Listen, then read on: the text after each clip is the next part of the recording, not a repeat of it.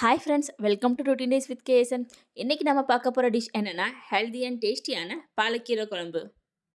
சுட சுட சாப்பாடில் இந்த கீரை குழம்பு ஊற்றி சாப்பிட்டா அவ்வளோ டேஸ்ட்டாக இருக்கும். வாங்க எப்படி செய்யுதுன்னு பார்க்கலாம். குக்கரில் 1/2 கிளாஸ் துவரம் பருப்பை வாஷ் பண்ணி 2 கிளாஸ் வாட்டர் சேர்த்து பருப்பை வேக வச்சுடலாம்.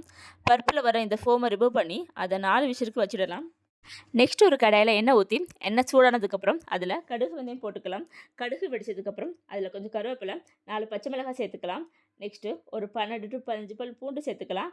அதில் ஒரு பெரிய வெங்காயத்தை சின்னதாக சாப் பண்ணி 2 நிமிஷம் ஃப்ரை பண்ணிக்கலாம். அப்புறம் அதில் 2 தக்காளி சேர்த்துக்கோங்க.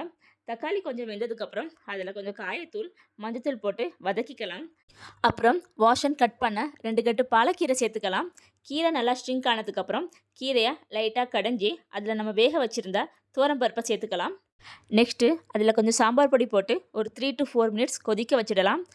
அப்புறம் ஒரு சின்ன நெல்லிக்காய் சைஸில் புளி ஊற வச்சு அந்த தண்ணியை சேர்த்துக்கோங்க. நெக்ஸ்ட்டு தாளிப்புக்காக கொஞ்சம் கீழே கடுகு உளுத்தம்பருப்பு போட்டுக்கலாம்.